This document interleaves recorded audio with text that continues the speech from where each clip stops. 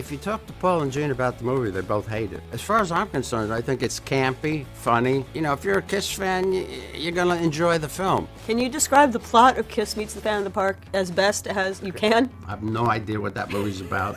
I know there were 4 alternative Kiss robots that this evil scientist, and you know, that was shot at Magic Mountain, incidentally. And he had a secret workshop there. I mean, I was loaded through half of the movie. So I didn't even know what was going on half the time.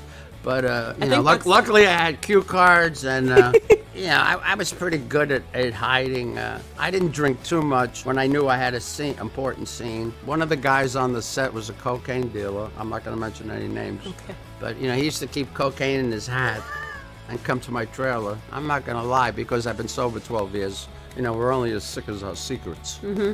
So in those days, I do a little coke.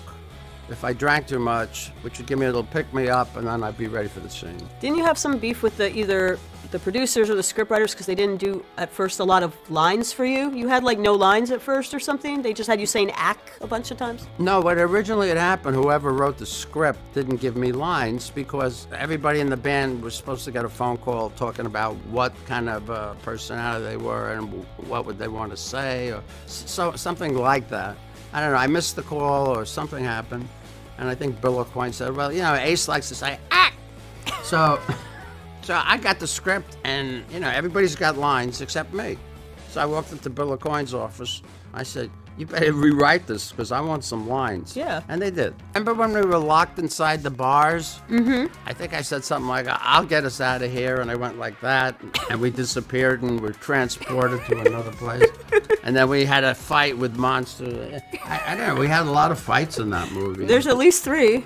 Yeah, luckily nobody got hurt. I know for a while you kind of disavowed it or weren't thrilled with it or, you know, weren't proud of it or whatever. But I think it's become a cult classic. I never really had any negative feelings about the film. I thought it was funny. I laughed at some of the scenes. I cringed at some of the scenes. But, you know, I was intelligent and smart enough to realize that it was what it was. It was just a silly rock and roll movie that was designed for Kiss fans. It wasn't, you know, a love story.